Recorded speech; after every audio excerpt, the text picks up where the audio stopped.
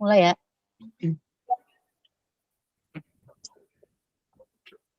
Assalamualaikum warahmatullahi wabarakatuh. Salam hormat untuk Pak Ridan selaku dosen mata kuliah di WBI. Kami dari POK 3 ingin mempresentasikan proyek akhir yang berjudul Implementasi Pengelolaan Data Menggunakan Rapid Miner dalam Studi Kasus Imunisasi Campak Balita. Next. Anggota kelompok dari kelompok 3, yaitu yang pertama ada Mbak Nilam, yang kedua saya sendiri Zakiatul Syifa, yang ketiga ada Mas Komarudin, yang keempat ada Mas Alvin Isnan, yang kelima ada Mas Wawan Setiawan, selanjutnya ada Mas Ahmad Ainul Yakin, dan yang terakhir ada Mas Ayom Satrio. Next.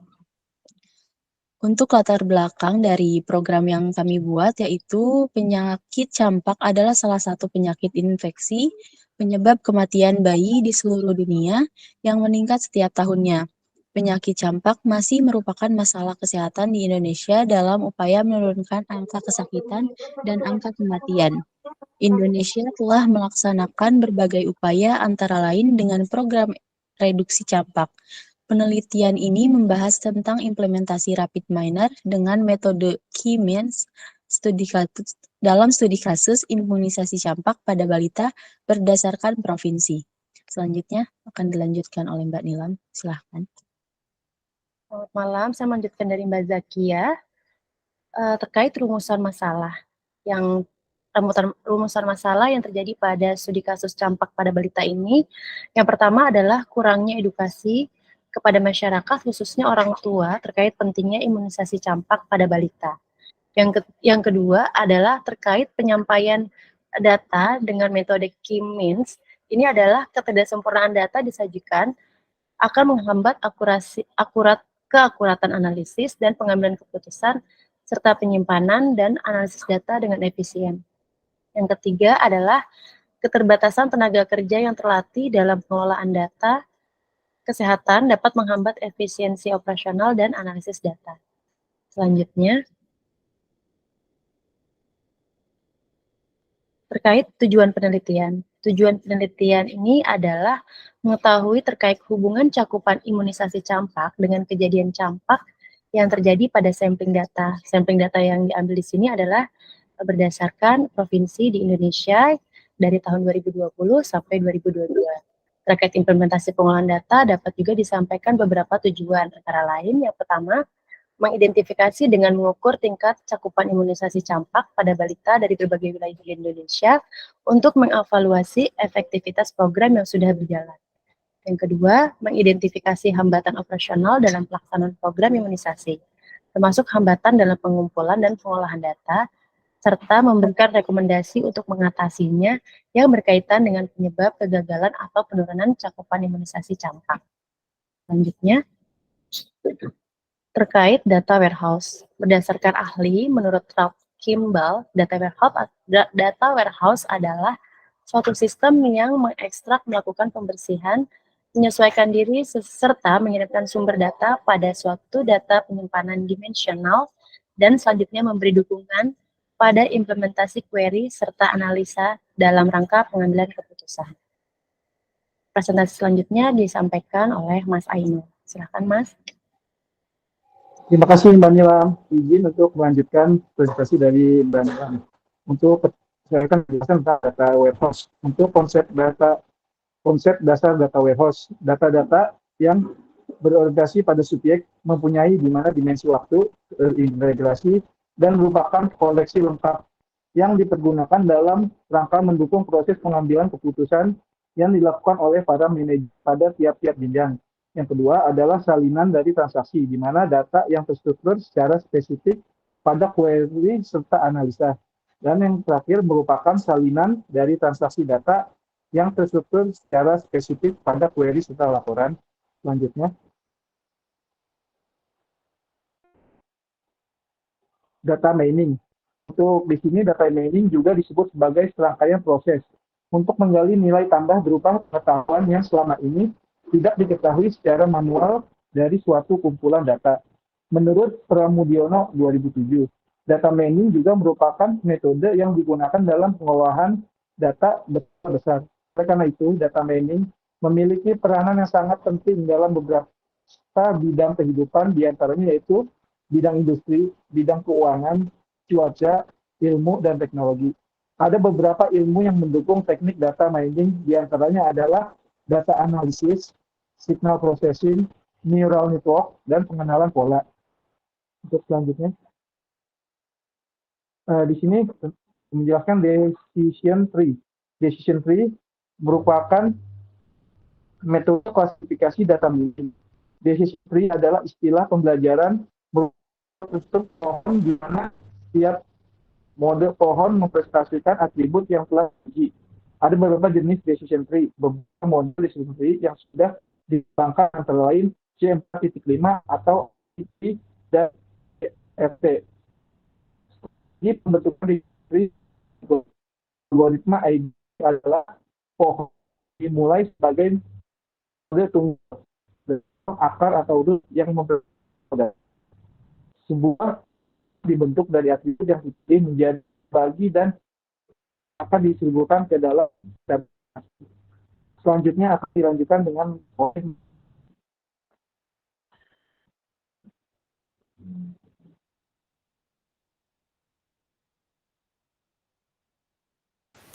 Oke, untuk presentasi akan saya lanjutkan dari Mas Ainul.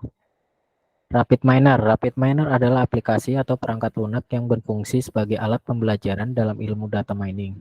Rapid Miner menyediakan tampilan AI yang ramah pengguna, sehingga memudahkan pengguna saat menggunakannya. Tampilan yang terdapat pada Rapid Miner disebut perspective. Terdapat 3 perspective, yaitu Welcome Perspective, Design Perspective, and Result Perspective. Oke, next.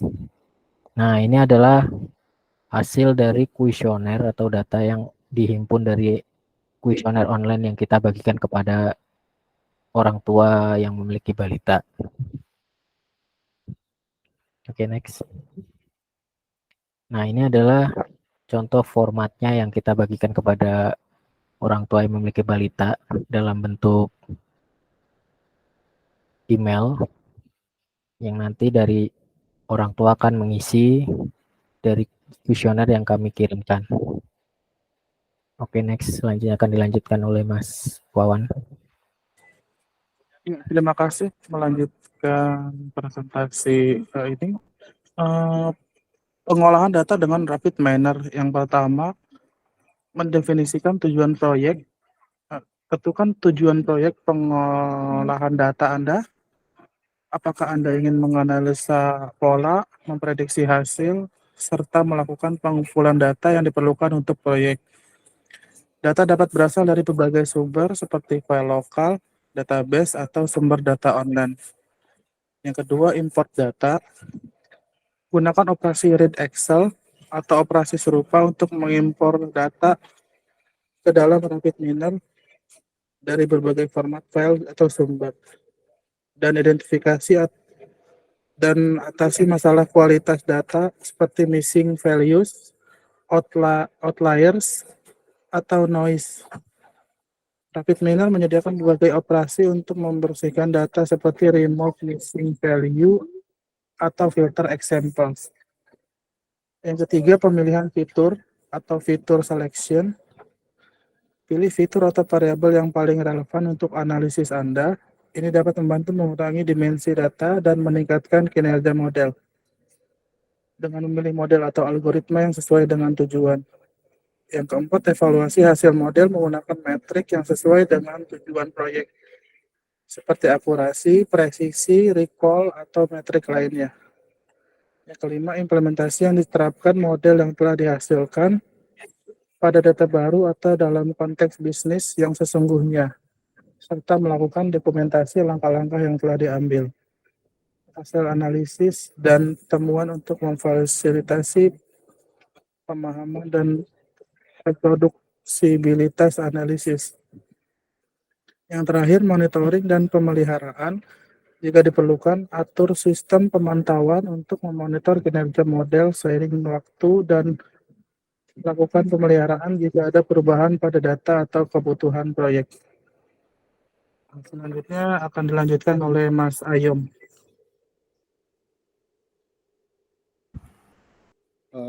Makasih Mas Owen.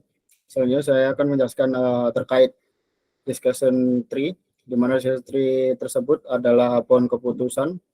Berikut adalah contoh dari pohon keputusan data yang telah kami olah dari data kuesioner, di mana pohon keputusan yang berguna untuk mengeksplorasi data sehingga sangat bagus sebagai langkah awal dalam proses pemodelan, bahkan ketika dijadikan sebagai model akhir dari beberapa teknik lain. Next, Mas. Kemudian akurasi, di mana data akurasi tersebut perhitungannya sebesar 95,65% dari hasil data testing. Berikut adalah gambar contoh dari akurasi yang telah diklasifikasikan. Kemudian next, Mas. Untuk selanjutnya confusion metric. Confusion metric adalah sebuah metrik yang umumnya digunakan untuk mengevaluasi kinerja model klasifikasi.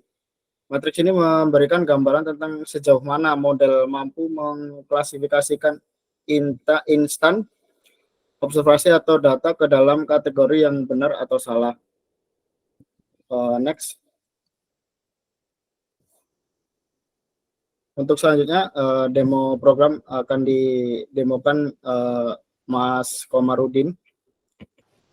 Baik, terima kasih Mas Ayom. Selamat malam semuanya. Kita coba izin share screen-nya.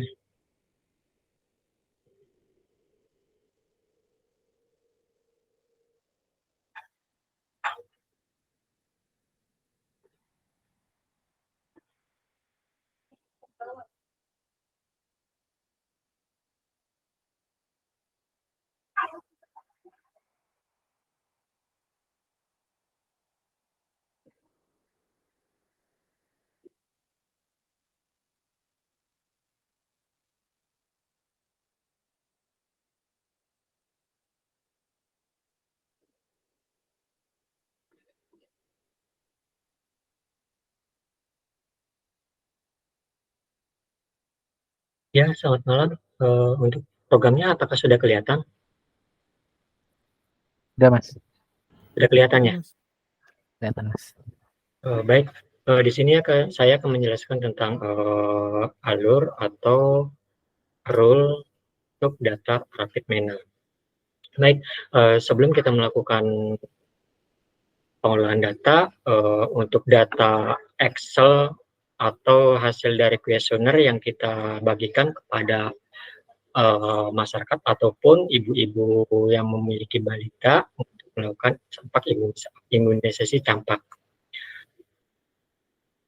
Berikut ini ada datanya, totalnya itu ada 57 data dan ada 10 pertanyaan. Baik. Nah, di mana data Excel yang sudah kita download dari kuesioner, kita lakukan import data ke Red Excel. Nah, dari Red Excel ini ada menu lagi atau butuh aplikasi namanya Setrol, di mana Setrol ini untuk mengkoneksikan antara file yang sudah ada di file Excel, data yang sudah ada atau yang sudah dikelola di data Excel tersebut, dan lalu data tersebut akan di-split data ataupun data yang ada di Rapid Manner.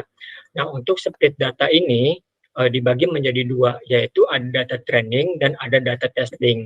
Di mana data training ini ibaratnya ada contoh, misalkan ada 100 pertanyaan atau 100 data, itu tidak boleh lebih dari 100%. Contoh misalkan ini data training ini 0,6 atau dikatakanlah 60%, dan ada data testing yaitu 0,4 atau 40%. Jadi data tersebut itu data speed data ini tidak boleh lebih dari 100% atau 1. Nah, dari data speed ini itu menghubungkan ke decision tree, di mana decision tree ini adalah suatu pohon keputusan hasil dari data Excel tersebut dikelola oleh si Rapid Miner. Nanti kita akan lihat hasilnya. Nah, dari split data ini menghubungkan ke apply model. Apply model itu untuk mengkonfirmasi antara data dan algoritma. Algoritma itu ada datanya dari decision tree.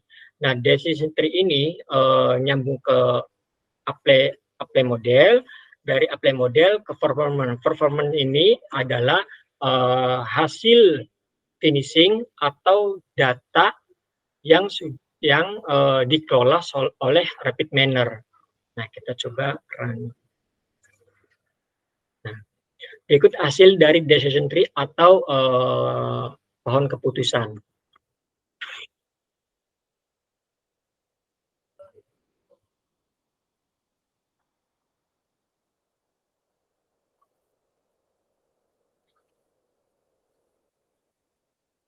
Dari 10 pertanyaan itu cuma ada data yang tiga pertanyaan yang muncul hasil dari Rapid Miner tersebut, yaitu ada pertanyaan apakah Anda setuju bahwa imunisasi campak itu penting bagi anak, dan di sini ada ya atau tidak.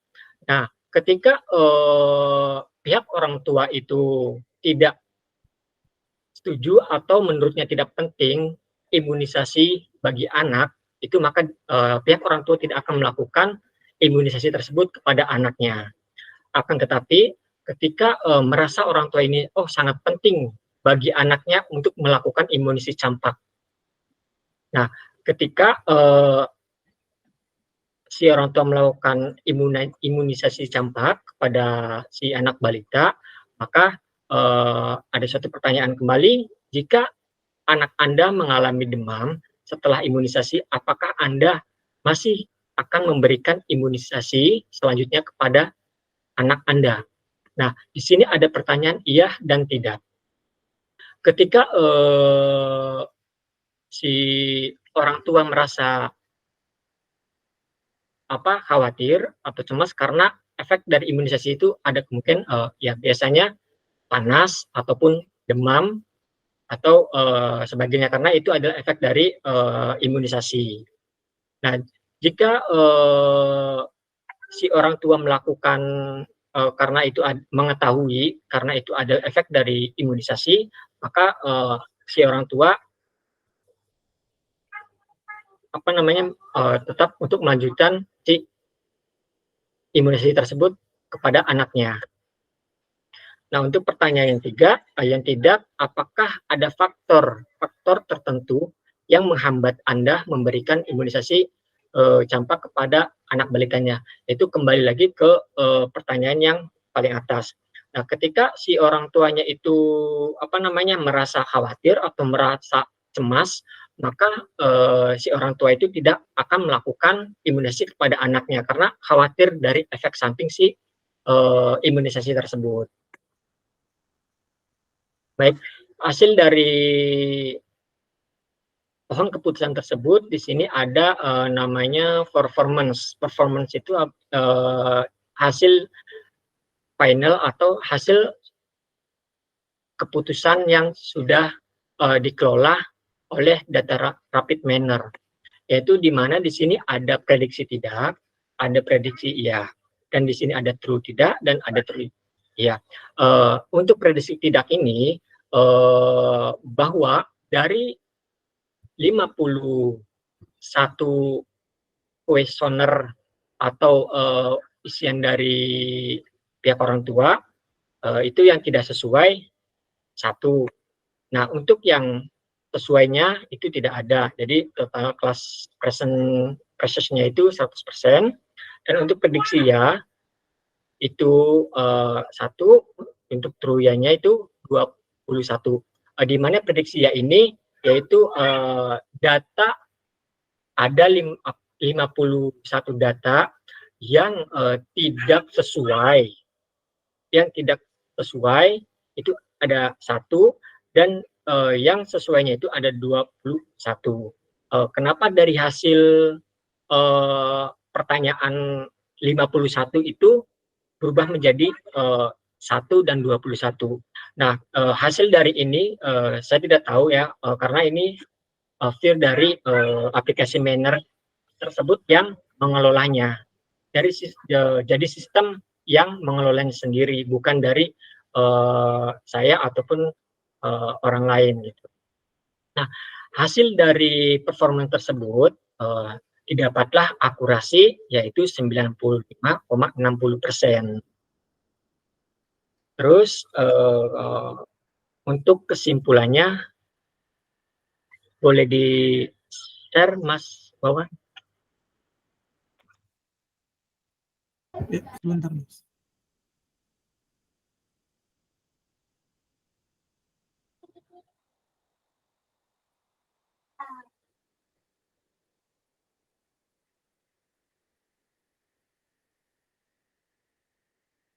Nah, berikut kesimpulan dan saran.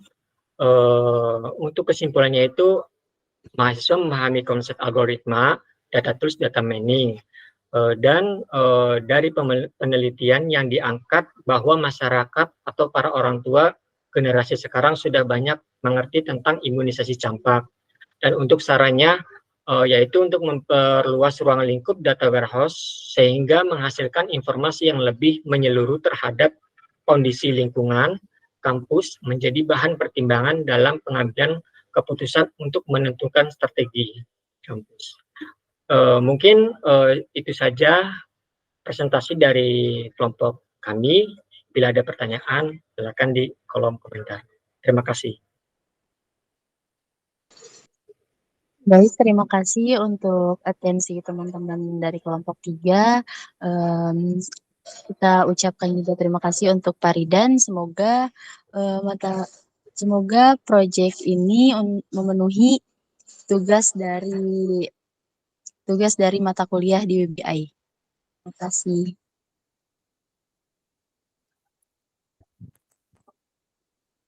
Terima kasih. Sorry. Penutupan aneh, sorry. Soalnya di sini ribut.